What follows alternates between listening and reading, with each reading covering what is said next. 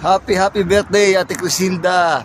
Ayan, muli po, salamat po sa Panginoong Diyos dahil muli binigyan ka na naman ng karawan, Ate Crisilda. Sa mapagpalang araw po sa lahat ng mga subscribers at viewers at mga kaibigan ni Ate Crisilda.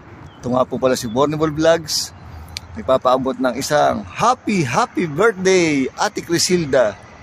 Yan, wish ko sana, Ate Crisilda, bigyan ka pa ni Lord ng mahabang buhay, malusog na pangangatawan, at maraming kaibigan sa mundo ng YT. Enjoy lang natin kung anong ganap, kung anong friendship, kung ano man ang mga nagpapasaya sa atin sa mundo ng YT.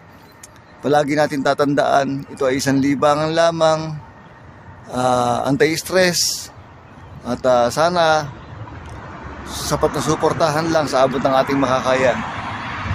Alam namin, Ate Crisilda, marami kang natutulungan at napapasaya dito sa mundo ng YT.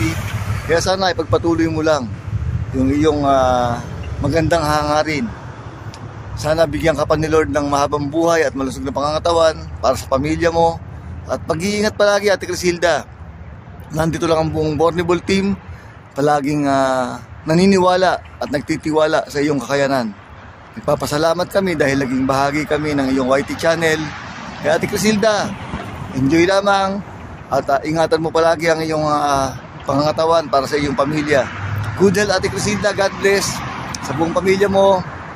At sa lahat po ng mga kabornable namin, maraming salamat po sa lahat ng blessing, sa lahat ng suporta, sa friendship. God bless po sa ating lahat. At muli, salamat sa pagkakataong ipinagkaloob ng Diyos tayo naging magkakaibigan. Ate Crisilda, happy birthday! Ingat palagi!